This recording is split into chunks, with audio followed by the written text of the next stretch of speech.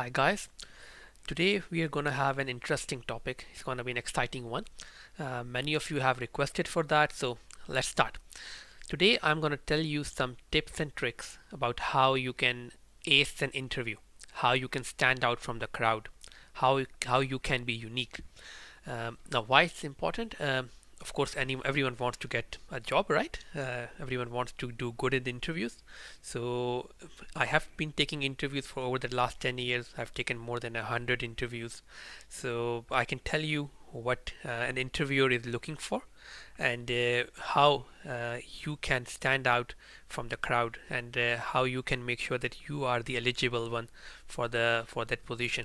Now, what I have seen is that there are many videos, there are many sessions, there's a lot of documentation about interview questions, but most of them they will show you the interview questions but not the answers. Even if they have the answers, they will not really show you the answers that will really make you stand out. So you will see answers that are the generic description or definition of the event or of the question at hand, but you won't really see something that will make you the one that will make sure that the interviewer thinks that this is the guy I'm looking for.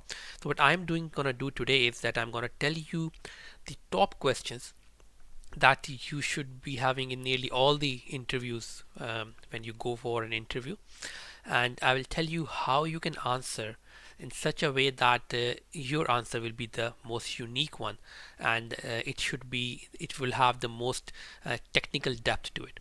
So let's start. I think if we can start with it, you can get an idea what I'm talking about. For instance, there would always be a question about an LTE KPI, either accessibility or call drop rate.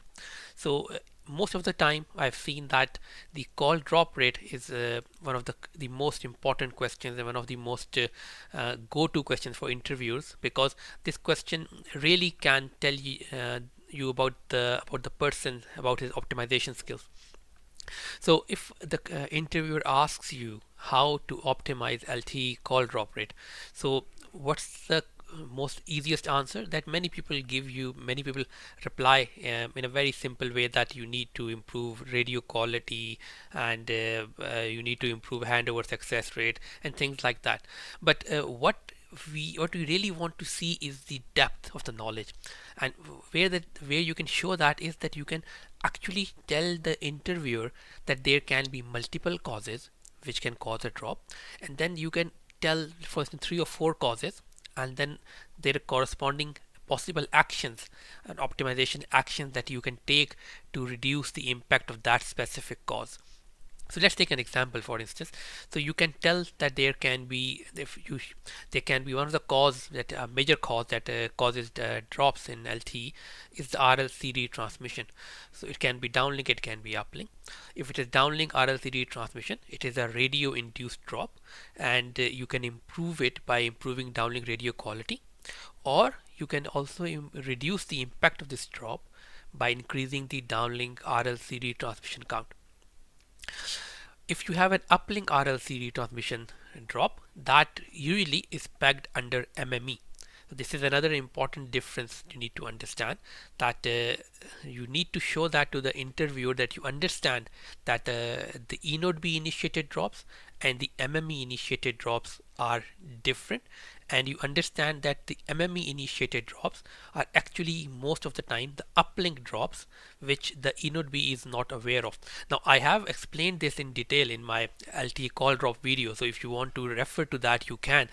I don't want to go into those details over here, but the point to understand is that this downlink RLCD transmission drop, this falls in under radio, while the uplink RLCD transmission drops usually fall under MME, and to improve that you can increase the uplink RLC retransmit count as well. Similarly, we have out of sync drops. So if you have out of sync drops in the network, again, if you improve downlink radio quality, they will improve, but you can also reduce their impact or improve the KPI by increasing the N310 and T310 values. So that is something that the interviewer will know, that for each kind of drop, that not just the downlink radio quality or uplink radio quality, something else as well. Because when you're optimizing, it's difficult to go and do radio quality optimization in detail, but you need to know the tips and tricks like these ones, which are quick ones that you can do N310 and T310 timer values to improve this kind of drop rate. Another one is handover execution drops. So if you have handover failures and they are causing drops, then what you can do is that you can go and check at neighbor levels and check if there is, let's say, one or two neighbors which are the cause of this drop. You can blacklist those top neighbors. But if it is being caused due to a neighbor being very far away, then you can just increase the cell range of that neighbor, and that should also solve the issue. If you have no response drops, this is a kind of drop where the eNode B has sent an RRC message or RRC command, but the UE does not respond back with the RRC reconfiguration complete, for instance. So in this case, you will have a drop. You can check if the RRC signaling response timer is very low. You can increase that, or you can take a cell trace and then identify if it is being caused by a specific RRC reconfiguration message or a specific user type.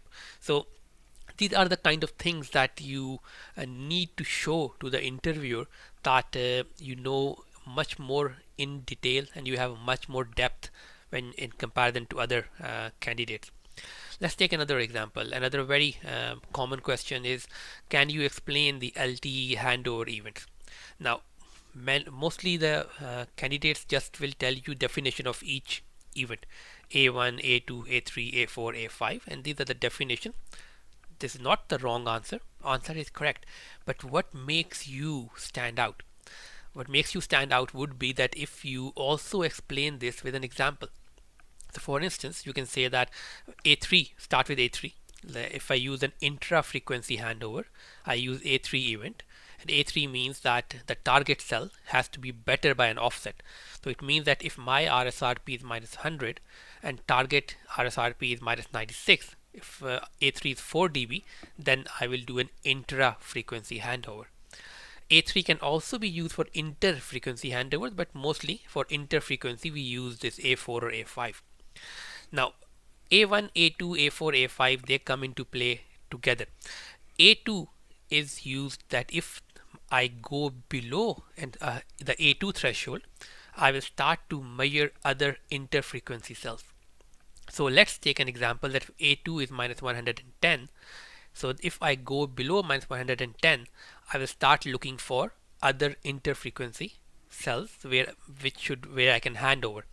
So that means I need a threshold that to find out if the other inter-frequency cell is good. That is where the event A4 comes into play. So if event A4 is minus 106, that means if my own RSRP is below 100 minus 110 and the target cell, which is the interfrequency cell, has an RSRP of minus 106 and or higher, for instance minus 105, then I should do an interfrequency handover. Similarly, if I don't use A4 and I use A5, then A5 has two thresholds, threshold 1 and threshold 2. Threshold 1 is that the user needs to be below threshold 1 on the serving cell, and the target cell should be above threshold 2 to do a A5 handover. So again, if my RSRP is minus 111, so I am below threshold 1 of minus 110, and the target cell has RSRP of minus 105, which is above this threshold 2, so I will have an A5 handover. Similarly, if I am below A2 but none of the A4 or A5 thresholds are met and the user goes back in good radio conditions, then I need to stop measurements, because measurements, they take away lots of resources and they impact the user's throughput and also battery life as well. So that is why we have A1. So if I go above minus 108, let's say this is, if that's my A1 of minus 108, if I go above that, then it would mean that I should stop all measurements. That is what the A1 is used for usually. So again, This is not the only answer. Of course, you can think of better answers as well. But this is how I visualize that if we answer in this way, we have told the interviewer that not only do I know the definitions, I can quickly make a mobility strategy as well, right on the go, right? So if you give these examples, these values, what you have done is that you have made a mobility strategy right on the spot. So this shows that your depth, your technical depth, your technical experience is much more complex, is much higher in comparison to other candidates. So another one which is nearly there in all the LTE interviews is the LTE PCI planning rules. Now again, normally people just list the rules, which is you don't use same PCI in the same geographical location, PCI mod 3, PCI mod 30. But what's important is to understand the basis behind that and the impact of each rule. If you violate this rule, how much of an impact will there be? So for instance, you talk about the same PCI rule. You tell the user that the interviewer that you should not use the same PCI within the geographical location, or within the vicinity of the cell. But you need to tell what is this vicinity. So the best scenario would be that every cell has a cell radius or a cell range.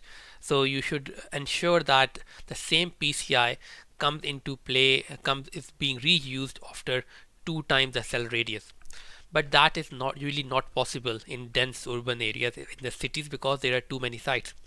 So in that case, what you can do is that you can make sure that it should not be there within the neighbors, so that we do not have PCI confusion and PCI collision. If that is the minimum, that's the minimum you can do. But if you have PCI confusion, then you have poor handover success rates. So that is then you can use this kind of criteria to use it to identify the geographical location where the PCI should not be reused. Then comes the PCI mod 3. Now why is it important? Because the PCI tells you the location of the LTE reference signals, and for a 2TX or 4TX system, every third PCI has the same reference signal location. That means that the reference signals will collide with each other. They will have interference with each other if we use PCI mod 3 in the areas where the cells are overlapping. Similarly, if you have 1TX sites, then the PCI every sixth PCI overlaps. So in that case, the PCI mod 6 rule applies. And the PCI mod 30, that is used for uplink.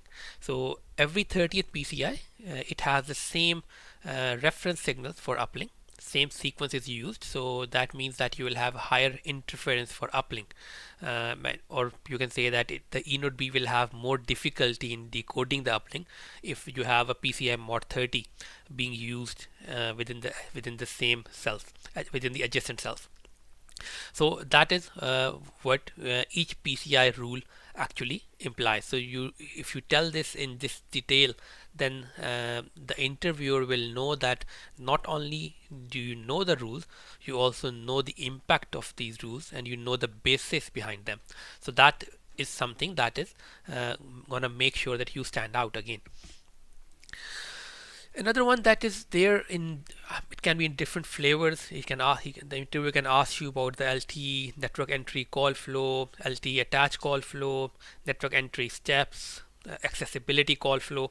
But more or less, this is there in nearly all the interviews.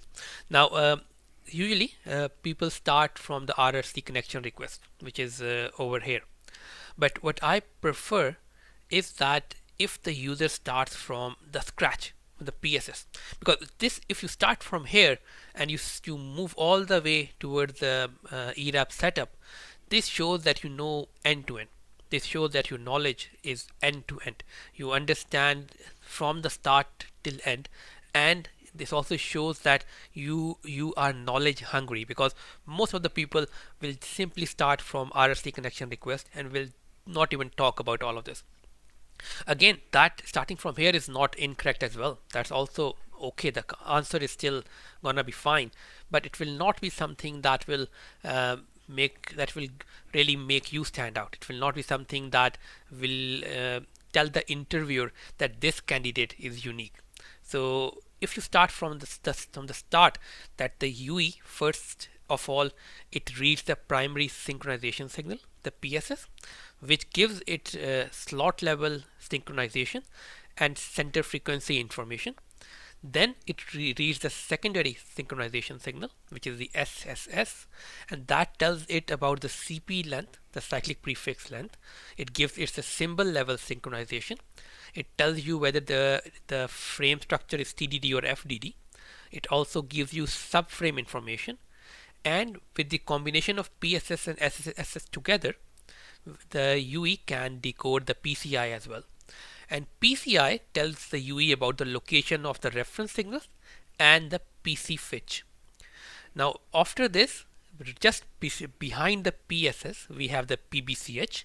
So the UE decodes the PBCH, which carries the master information block, the MIB, and this gives you information about system bandwidth, frame number, PH, and the number of TX. Now when you have information about PH, PC fetch, and reference signals, then all the other symbols or resource elements in the first symbol, they belong to PDCCH. That means that after this you can read the PDCCH as well. And from the PDCCH you look for the SI RNTI. So the PDCCH will tell you where the SIB1 is located, and then you read the SIB1. It tells you about multiple parameters, but it also tells you about QRX level min. So that tells you the minimum RSRP that you need to access the cell. So how do you get the RSRP? You have already know where the reference signals are. So you read the reference signals, so you get the RSRP. And if the RSRP is above QRX level min, you try to attach or connect to the cell. Now the next thing you need to do RACH. Now the RACH parameters, they come from SIB2. So SIB1 also tells you about the other SIBs. So you read the SIB2 and you get the RACH information. Based on this one, the UE, it generates the preamble and it sends the preamble to the eNode B. This is also called the message 1, which is the which carries the preamble. Now once the eNode B gets the preamble, it responds back with the message 2, which is also called random access response or RAR, and that carries the timing advance. So now the UE knows its timing advance. It fixes its timing and sends RACH message 3, which is also known as RRC connection request. An RRC connection request carries the UE ID. If the UE is already connected before, it will know its TIMSI value. So this RRC connection request will carry the TIMSI. If it does not know its TIMSI, it will carry a random UE ID. It also carries the cause code. So if the UE is, let's say, wants to send some data, the cause code will be MO data. If the UE is just a signaling message, it will be MO signaling. Similarly, if it is an incoming call, it will be MT access. So from here you can find out what kind of this connection is as well. Then the eNode B sends an RRC connection setup in response to the RRC connection request. This carries the SRB1, which is a signaling radio bearer 1 configuration. So once the UE gets that, then the UE uses this configuration, applies it on itself, and then responds with RRC connection setup complete. Now if it is a, let's say, an attach message, then the attach message will carry some NAS signaling, non-access stratum signaling. So the RRC connection setup complete is the message which carries that NAS signaling. Now the eNode B needs to now transfer this NAS signaling to the core, to the MME, and that is done using the S1 initial UE message. So eNode B sends this message to the MME, the core, and it carries the NAS message. Now the core, when it looks into this message, it responds with S1 initial context setup request. Now, the core might respond with some other messages as well, but the most common message, which is the ERAB setup message, is this one in response to S1 initial UE message. So this message, it carries the QoS information like the QCI, ERAB ID, MBR values, and once the eNodeB gets this information, it transfers this message to the UE using RRC reconfiguration messages, and over here it also sends the security mode command as well. So with this message, RRCD configuration message, it sets up the data radio bearer and the signaling radio bearer 2, SRB2, and also the security information which is in the SMC message, the security mode command. So once this is completed, UE will respond back with security mode complete and RRCD configuration complete. The eNodeB will then send S1 initial context setup response to the MME, indicating that the bearers are set up, and this is where we say the ERAB setup is completed. And over the NAS messages, we can also do the attach complete or after this message, and we can say that the UE is now successfully connected to the LTE network, and we can say that this is the end of our call flow, and we can also end our answer here as well. So what we have done here is that we have taken this network entry steps, and we have given an answer that is from the start. The first thing the UE does, it starts over here, and we have taken it all the way to the end, till the end, where the ERAB setup is done. And we have also explained what each individual message is carrying. So it is something that is giving a lot of depth to the answer. And definitely, if the interviewer goes through this kind of depth, the interviewer will know that this guy is different from others. Another one, which is the most common question, and it is asked in nearly every interview, that is how to optimize LTE downlink throughput, for instance. Now, again, simple answers. You can improve radio quality, carrier aggregation, a couple of features, but the most important thing that I think is important for optimization is to identify the bottleneck first. So you can answer that with this scenario, that first I need to identify what is the bottleneck that is causing the low throughput. So if I say that the low throughput is being caused because of low CQI and low MCS, and even the TA, timing advance value, is also low, that means the users even near the cell have bad radio quality. So that means it is more of an interference scenario. It is a low SINR scenario. So in those kind of scenarios, physical optimization like down tilts can help. Features like lean carriers can help. Reference signal deboosting can help, because the reference signals are deboosted, they reduce the interference noise. There are also features like coordinated multipoint or adaptive or single frequency network, which used to combine two cells into one cell together at the cell edge. They also reduce interference a lot. So these kind of features are there when you have an interference limited interference limited cells, where you have low throughput because of high interference or low SINR. Another one is the congestion. Now the congestion can be on the data channel. In this case, you have high resource block utilization. So in this case, either you add more cells, that will add more capacity, you can add more carriers, that can add more capacity, or you enable load balancing features. So you make sure that all the carriers are equally loaded. If one carrier is less loaded, you can use load balancing to push users to that one. You can enable carrier aggregation. So it should already be there, but LTE carrier aggregation should improve your overall throughput and capacity. If you have control congestion, that is PDCCH congestion, you can see that you have high PDCCH utilization. In that case, what you need is that you need to expand the PDCCH capacity.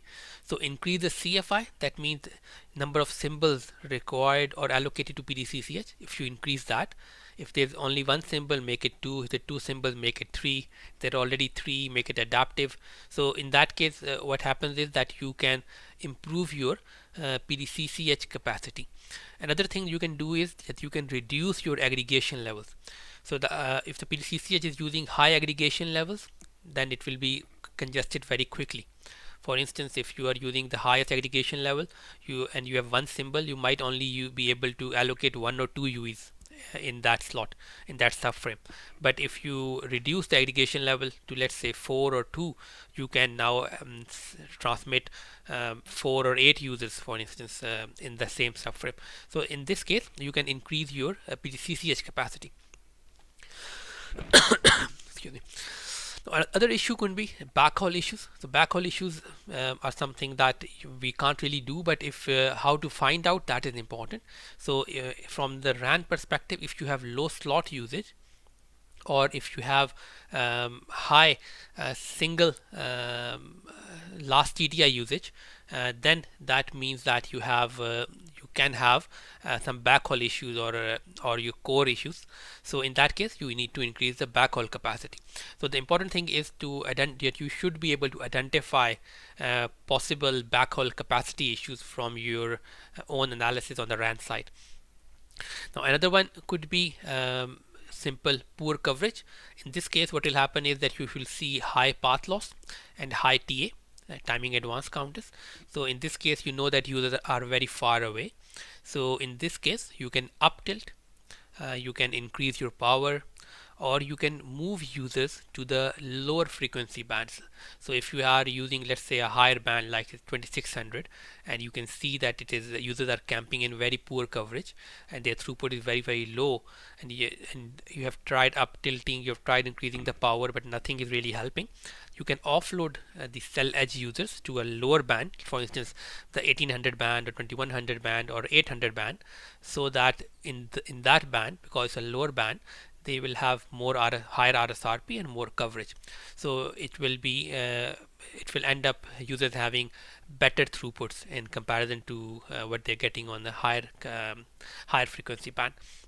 So these are the factors, but if you talk about throughput for per bottleneck, and you explain the optimization actions and the identifying factors for each of the bottleneck type, then that is something that gives a structure to your answer, and it also tells the interviewer that your knowledge and your depth is much more, and your experience is much higher. So it gives you the edge that you're looking for, and if you try to answer them in these kind of structural ways, you should be able to land yourself a job pretty quickly. So that's all from my side. Do let me know if you have any questions or any other questions that you want me to cover. That will also be good. So best of luck. Have a nice day.